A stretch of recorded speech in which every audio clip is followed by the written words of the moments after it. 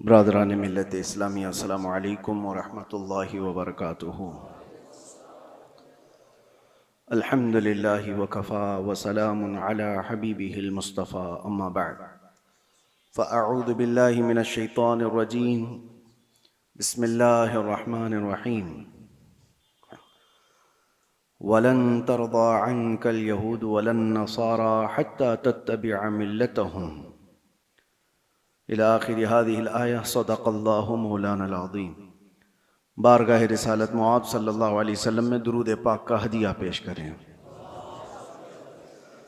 अल्लाहुम्मा सल्लि अला सय्यिदिना व मौलाना मुहम्मद मअदनिल जूदि वल करम व आलिहि व अस्हाबिहिल किराम व इब्निहिल करीम व बारिक व सल्लिम स्वलातन दाइमतन सरमदन अबदा। कुरान अज़ीम में अल्लाह ताला यूँ इरशाद फरमाता है, यहूद और नसारा तुमसे हरगिज़ राज़ी नहीं होंगे। और कुरान ने जो कहा है वो हक़ है। यहूदी और ईसाई तुमसे कभी भी राज़ी नहीं हो सकते, हत्ता तत्तबिअ मिल्लतहुम, जब तक कि तुम उनके दीन में दाखिल ना हो जाओ। कुछ लोग दूसरों की रज़ा के लिए, दूसरों की खुशी हासिल करने के लिए अपने आप को बदल लेते हैं। लेकिन आप क्या समझते हो कि तुम्हारी जी हुजूरी करने से कोई कौम राज़ी हो जाएगी? कुरान कहता है वो राज़ी नहीं होंगे। आज के इन हालात पर मैं आपसे एक बात कहना चाहता हूँ। अल्लाह तबारक व तआला ने कुरान अज़ीम में जो फरमाया वो हमारे लिए बहुत बेहतरीन गाइडलाइंस हैं। उसको सामने रख कर के ही अपनी ज़िंदगी के फ़ैसले लेने चाहिए। हालात जो पूरी दुनिया के चल रहे हैं, मुसलसल आप देखते होंगे, वक्त की सुपर पावर कहलाने वाला अमेरिका किस तरह बार बार धोखा देता है वो सबको पता है। सुबह एक स्टेटमेंट है, शाम में एक स्टेटमेंट है, जो बोला उस पर कोई कानून नहीं।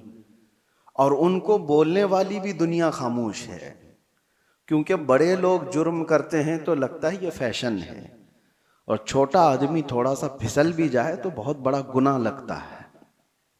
बड़ी ताकतें जो कुछ करती हैं दुनिया उसको फैशन समझती है। वो अगर नंगे नाचे तो फैशन है, और अगर वो बगैर कपड़े के भी आए तो फैशन है। वजह यह है कि वो बड़े लोग हैं, पैसे वाले लोग हैं। हमारे एक साथी थे, वो कहते थे कि बड़े घर में, पीर साहब के घर में कोई पागल बच्चा भी पैदा हो तो उसको मजजूब कहते हैं। राल टपक रही हो, कुछ भी हो, क्योंकि बड़े घर का है। और छोटे घर का बच्चा थोड़ा इधर उधर फिसल भी जाए तो कहते हैं पागल हो गया है।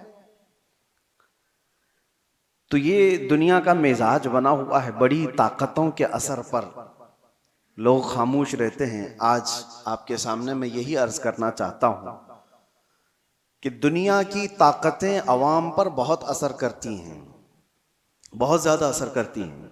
आप ये सोचते होंगे जब इलेक्शन आते हैं, फैसले होते हैं, अरे उससे हमारा क्या लेना देना, हम राजनीति में नहीं हैं, हम पॉलिटिक्स में नहीं हैं, हम सियासत में नहीं हैं। आप ये समझ करके बैठते होंगे। लेकिन मेरे अजीजों, हमारी जिंदगी पर सबसे ज्यादा असर करने वाली कोई चीज है तो वो सियासत है, वो पॉलिटिक्स है। आप चाहो या ना चाहो इस खेल का आप हिस्सा बनी जाओगे। कल को जो ताकत इलेक्टेड होकर बैठती है, अरे मियां वो हमारे जिंदगियों के रोजमर्रे के फैसले लिया करती है। आप समझ करके चलो। बहुत सारे लोग कहते हैं मौलाना को क्या जरूरत है सियासत पे बात करने की। मियां हम भी तो दुनिया का ये हिस्सा हैं, और हम भी तो जिस जगह जी रहे हैं वहां तो सियासत ही है। कल को फैसला कायम कर लिया जाएगा कि आपको सुबह इतने बजे उठना है, इतने बजे सोना है, पार्लियामेंट में फैसला हो चुका है, तो हमारी जिंदगी पर असर करेगा कि नहीं करेगा? जो कुछ भी है, आप ताजिर हैं, छोटे से बिजनेस करने वाले हैं। पार्लियामेंट में बैठ करके कोई भी बिल पास हो गया कि 1 लाख रुपए की आमदनी तुम्हारी हो रही है तो तुम्हें इतना टैक्स देना होगा, इतना फला देना होगा, तुम्हारे बिजनेस पर असर होगा कि नहीं होगा? तुम छोटे ही आदमी हो, लेकिन सियासत का असर पूरे कौम के ऊपर हमेशा हुआ करता है। आप हिस्सा नहीं हैं। आप इलेक्शन लड़ते भी नहीं हैं, वोट देते भी नहीं हैं, दूर रहते हैं। लेकिन मैं आपको बताता हूं, आपका बच्चा होगा, आप स्कूल भेजेंगे कि नहीं भेजेंगे? स्कूल की एजुकेशन पूरी कौन बनाता है? पार्लियामेंट बैठ करके बताती। एक एजुकेशन बोर्ड होगा पार्लियामेंट के जरिए से, और उस एजुकेशन बोर्ड यानी एजुकेशन मिनिस्टर भी तो होता है, उसके अंडर में पूरे मुल्क के अंदर क्या सिलेबस चलना चाहिए ये सब डिसाइड होगा। तो जो वो डिसाइड करेंगे वही आपके बच्चे को पढ़ाना पड़ेगा। तो सियासत का असर आया कि नहीं आया? आप हजार दूर भागते हो, लेकिन आपको कभी किसी से कोई भी मसला हो गया, कोई तकरार हो गई, चलें कुछ मसले ऐसे पेश आए, केस हो गया, कहाँ जाएंगे आप? अदालत में जाएंगे। आपको कोर्ट में जाना है। अदालत के पूरे जो आईन बने हुए हैं, कानून बने हैं, वो सियासत के असर में ही बने हुए हैं। आप इससे दूर नहीं जा सकते। मैं ये सारी तमहीद इसलिए अर्ज कर रहा हूं कि दुनिया में जो भी ताकत पर बैठता है उसका असर अवाम पर होता है। अब इस तमहीद को अगर समझ चुके हो तो आगे की बात सुनो गौर से, बहुत ध्यान से। किस लिए मैं कह रहा हूं? जब जब ताकत, बड़ी ताकत हुकूमत पर बैठती है तो अवाम की रोजमर्रा की जिंदगी पर तो असर होता ही है, लेकिन साथ ही साथ अकीदे पर भी असर हो जाता है, ईमान पर भी असर होता है। इसीलिए जब हुकूमत पर जब बड़ी ऐसी ताकतें आती हैं जिनका अकीदा बिल्कुल मुखालिफ हो तुम्हारे ईमान से, उसके बावजूद उसका असर देखने को मिलता है अवामुन नास पर। अब जो हालात उभर कर के आ रहे हैं, देखना मेरी बात को आप याद रखें, मैं प्रिडिक्शन नहीं करता हूं, कोई भविष्यवाणी नहीं है, लेकिन दस्तूर ऐसा चला है। मैं आपसे कह रहा हूं, कल को अगर ईरान का दबदबा बढ़ता है तो फिर जो हालात पेश आने वाले हैं, मैं इसके मुखालिफत में ये नहीं कह रहा हूं वो नहीं होना चाहिए, ये नहीं होना चाहिए। हजारों लाखों वो लोग होंगे जो अपने अकीदे पर फिर से देखने पर मजबूर हो जाएंगे। अहले सुन्नत जमात के लिए एक बड़ा मसला भी होगा। ऐसे ही उससे 100 साल पहले जब सऊदी में वहाबी हुकूमत कायम हुई, पैसा, ताकत, सब कुछ उनके पास था, उलमा खरीदे गए, किताबें छपाई गईं, जन्नतुल बकी को बिल्डोजर से पूरा तहस नहस कर दिया गया, शिर्क के नाम पर बहुत सारी चीजों को खत्म किया गया। तो ताकत थी, हुकूमत आई, और एक दो नहीं हजारों लाखों की तादाद में उनके अकीदे की बोली बोलने वाले लोग पैदा हो गए। सिर्फ अवाम नहीं, उलमा भी, बड़े बड़े मुफ्तियाने किराम जो मनसबदार हैं, वो सब दौलत के तहत में आ गए, ताकत के तहत आ गए। ये दुनिया का मामूल है, ये चलता रहेगा। कल को आप भी देखना, जब कोई पावर में आएगा तो उसकी तरफ बहुत सारी कौम हो जाएगी। वो बहुत रेयर लोग हैं जो अपने ईमान पर कायम रहते हैं, वो रसूलुल्लाह के दीवाने हैं। मेरे आका सल्लल्लाहु तआला अलैहि वसल्लम के सहाबा में उस वक्त आपको बिल्कुल इस बात का अपोजिट आपको दिखाई देगा। इसका अपोजिट, हुजूर ने जब ईमान की दावत दी तो सबसे पहले आपके पास आने वाले सहाबा गरीब थे, बहुत गरीब थे। और ऐसा नहीं कि हुजूर पाक सल्लल्लाहु तआला अलैहि वसल्लम का माल देख करके वो आए थे कि बड़ी ताकत के मालिक हैं, बड़े दौलत के मालिक हैं, इनके पास जाएं। नहीं, उस रसूल के पास वो आए थे जो पेट पर पत्थर बांधा करता।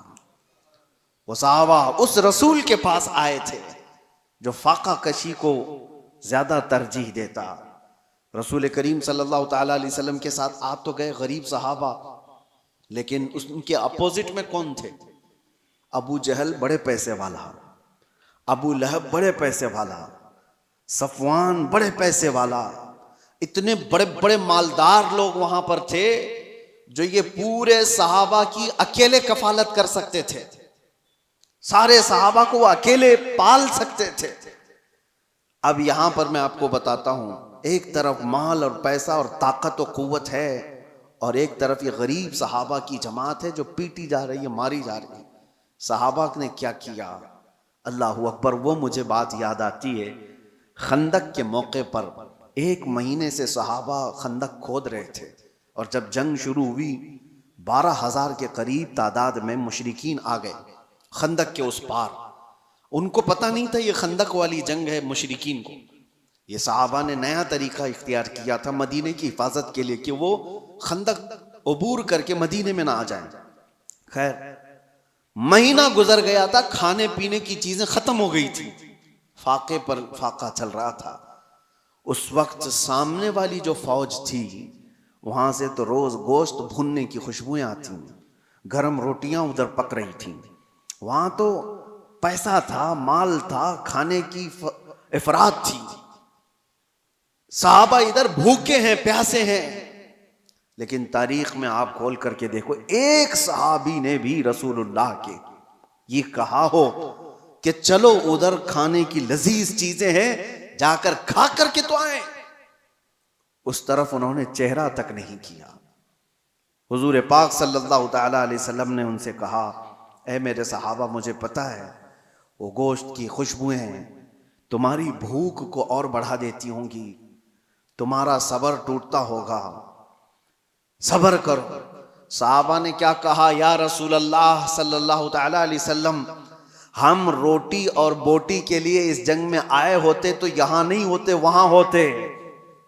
हम आए हैं सिर्फ चेहरे रसूल के लिए। हमारी भूख का इलाज है मुस्तफा का चेहरा, हमारी बीमारियों का इलाज है मुस्तफा का चेहरा। इस दीन से उन लोगों ने एक बाल बराबर भी बगावत नहीं की।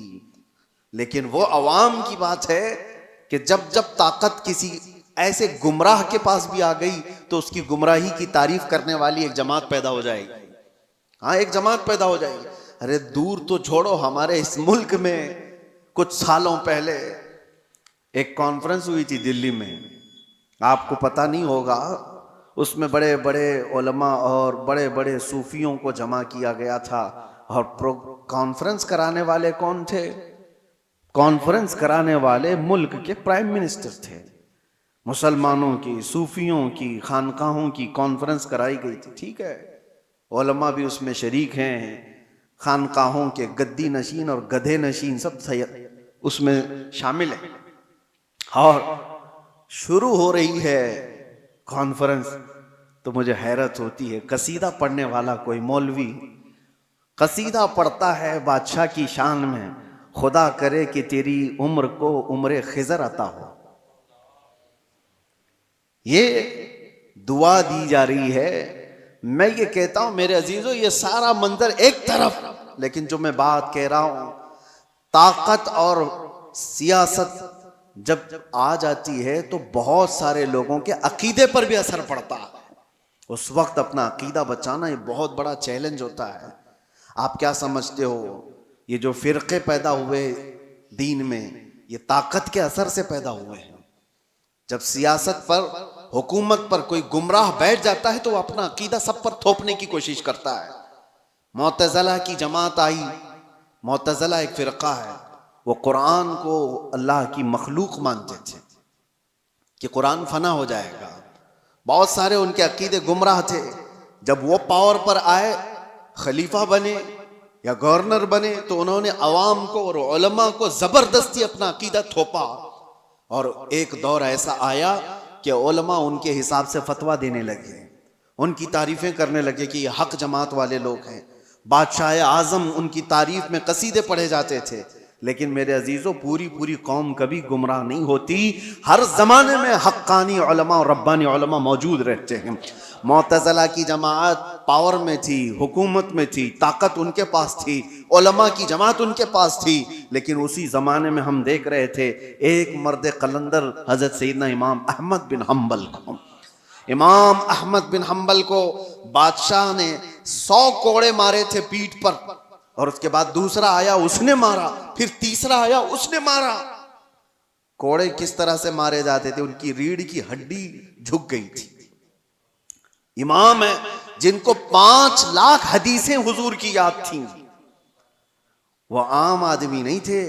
इमाम अहमद बिन हम्बल जिनको रसूलुल्लाह की 5 लाख हदीसें याद थी, सिर्फ इसलिए कि वो ताकत और हुकूमत के तहत रह करके उनकी बोली नहीं बोलना चाहते थे। इमाम अहमद बिन हंबल को एक बार कोड़े मारने के टाइम पे उनके दोनों हाथ यूं जंजीर पर बांधे जाते थे और लुंगी पहने हुए होते थे, तहबंद, नंगी पीठ पर जल्लाद कोड़े मारता था। और जब मारे जा रहे थे एक दिन ऐसा भी हुआ कि आपकी लुंगी, आपकी तहबंद नीचे उतरने लग गई, ढीली हो गई, आपकी आंखों में आंसू आ गए हैं कि क्या मैं बेसतर हो जाऊंगा। एक आलिम रब्बानी जो कोड़े खा रहा है शरीयत मुस्तफा की हिफाजत के लिए, तहबंद नीचे गिरने लगी, आपको रोना आ गया, कोड़ों के जख्म से नहीं, दर्द से नहीं, तहबंद के नीचे होने से। अचानक देखा गया 2 हाथ गैब से आए और उनकी तहबंद को कस के बांध दी। और जो आपकी आंखों में आंसू थे, अचानक आप मुस्कुराने लगे। जल्लाद पूछता है कि हुआ क्या, तुम तो अभी रो रहे थे और अभी हंसने लग गए हो। उसने आपने हाथ छोड़ दिए। इमाम कहते हैं तू अपना काम जारी रख, तू अपना काम जारी रख, तुझे जो करने के लिए किया, करने के लिए कहा गया कर। इसलिए कि मैं जिसके लिए कोड़े खा रहा हूं वो हाथ मेरे पास आ चुके हैं। मेरे अजीजों, आज के बाद आपके साथ भी ये चीज आने वाली है, पावर और हुकूमत। इसलिए कि पिछले आप 10 साल पीछे जाएंगे तो एक जमात थी जो बार बार तबलीग कर करके तुमसे कहती थी मक्का में ऐसा है, मदीने में ऐसे है, आप क्यों यहां अलग करते हो। मक्का और मदीने में पावर, हुकूमत जिसके हाथ में है वो चाहते हैं कि पूरा का पूरा अपना अकीदा पूरी दुनिया पर थोपे। ऐसा नहीं होगा। पूरी दुनिया पर वही रंग गालिब आएगा जो मेरे मुस्तफा ने पैदा किया है। तुम्हारा रंग नहीं गालिब आएगा। तुम्हारी ताकत जब तक रहेगी, तुम्हारा पैसा जब तक रहेगा, भिखारी तुम्हारे मुरीद हो सकते हैं, ईमान वाले लोग नहीं हो सकते। जिनका पूरा ईमान ही दौलत है, जिनका पूरा जीने का मकसद ही दौलत है, उनके अकीदे से क्या सरोकार। वो कल को कुछ और होंगे, आज को कुछ और होंगे। ये आपके लिए मैं पहले से बता रहा हूं, आने वाले दौर में अगर कोई और बदअकीदगी फैलती है तो मेरे अजीजों आज से ही अपने गठरियां बांध लो। तेरी गठरी ताकी है और तूने नींद निकाली है। इसलिए सुन्नियों, तुम्हारे लिए चैलेंज है, तुम्हारे लिए चैलेंज है। आपको पता है एक वक्त ऐसा भी आया था कि करामता एक फिरका आया जिसने हजरे अस्वद भी चुरा लिया था खाने काबा से, और वो लेके बहरीन चले गए थे हजरे अस्वद को। उनकी भी हुकूमत आई है मक्का और मदीने में। यजीद का दौर आया, उसकी भी हुकूमत आई है मक्का और मदीने में। मक्का और मदीने में हुकूमत का आ जाना ये हक होने की दलील नहीं होती। अल्लाह के नबी सल्लल्लाहु अलैहि वसल्लम ने यह फरमाया, हदीस है, बसा औकात अल्लाह ताला फासिक और फाजिर से भी अपने दीन का काम लेता है। उसके दीन का काम किसी फासिक और फाजिर से भी होता है। तो आपके लिए वो मेयार नहीं, मेयार रसूलुल्लाह की मोहब्बत है, मेयार हुजूर अकरम सल्लल्लाहु अलैहि वसल्लम की शरीयत है।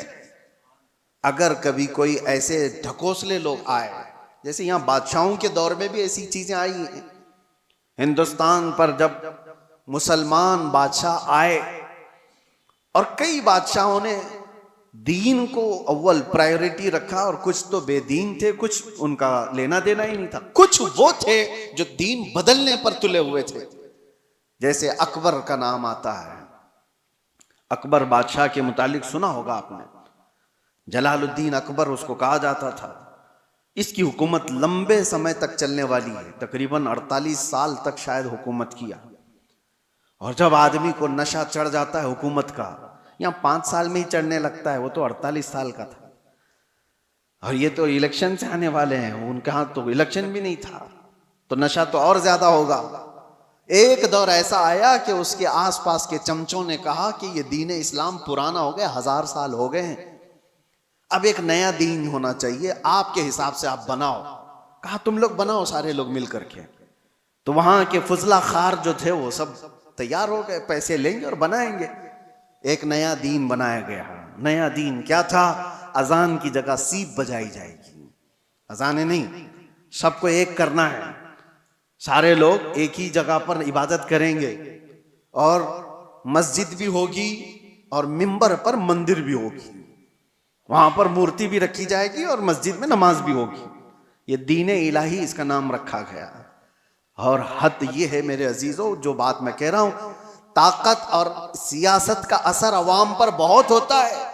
हजारों और लाखों की तादाद में लोग उसके दीन को मानने भी लग गए, शुरुआत हो गई।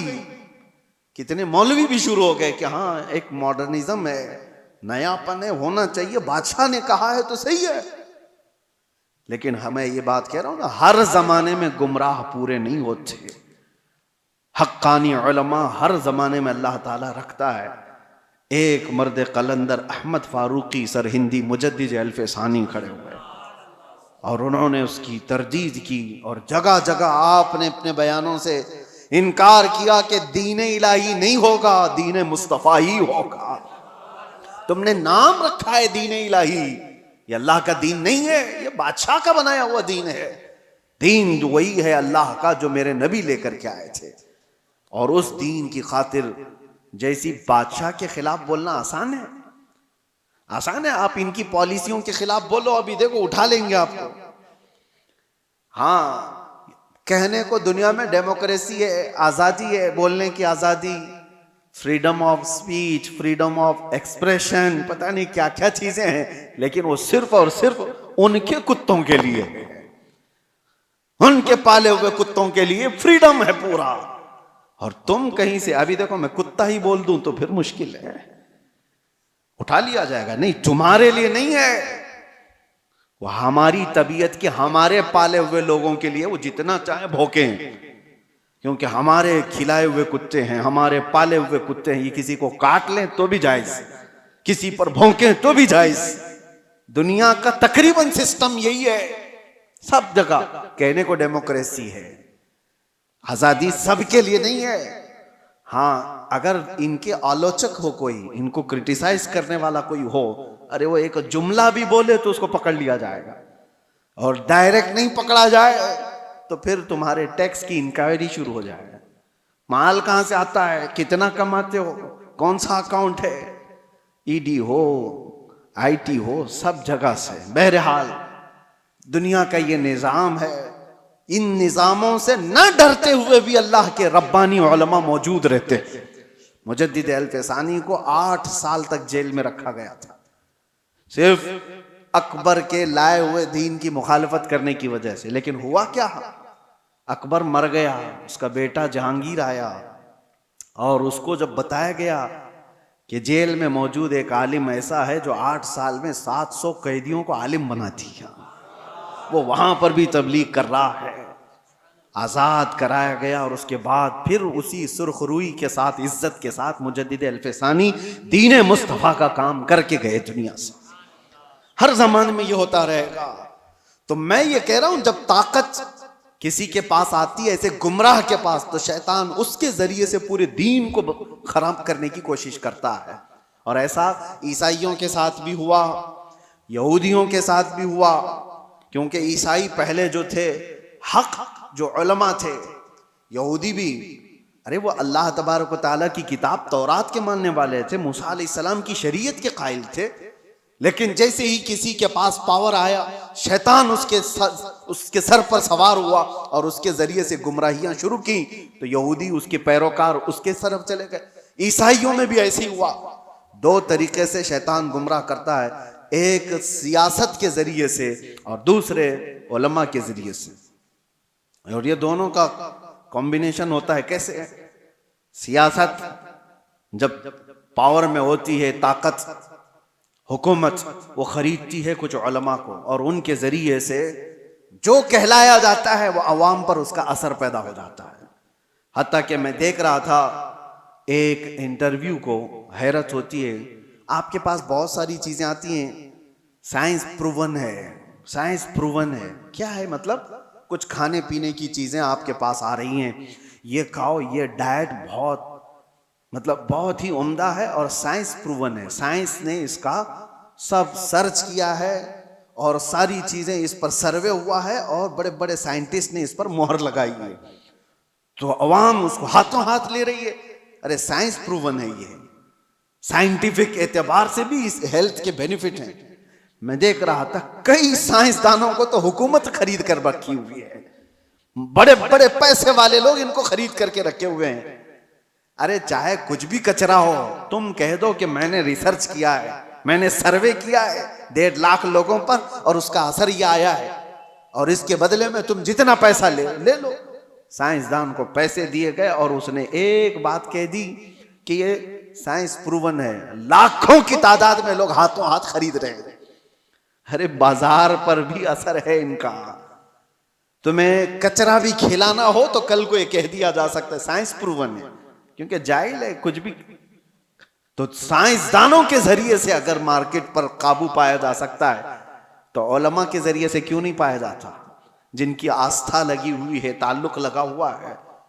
तो मेरे अजीजों, आखिरी बात कहता हूं, मुझे ये बात उस वक्त पता चली जब मैं लोगों से राब्ते में नहीं था। आप समझ सकते होंगे, कुछ ऐसे उलमा के चेहरे सामने आए, अल्लाहू अकबर, जो माहाना तनख्वाह लेते हैं, माहाना तनख्वाह लेते हैं सिर्फ और सिर्फ बड़ी ताकत के हिसाब से लिखने पर और बोलने पर और कौम की मुखबिरी करने पर।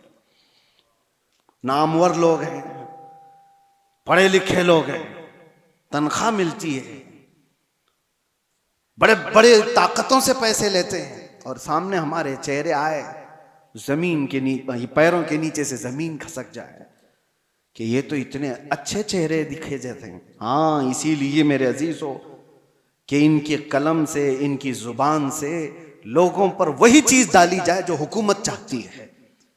आपको पता है इंदिरा गांधी के जमाने में नसबंदी करने का फैसला कर लिया गया था, पॉपुलेशन कंट्रोल करने के लिए, कि मर्दों को भी जो है ना नसबंदी करा दी जाए, यानी इनको बच्चे पैदा होने की सलाहियत खत्म कर दी जाए।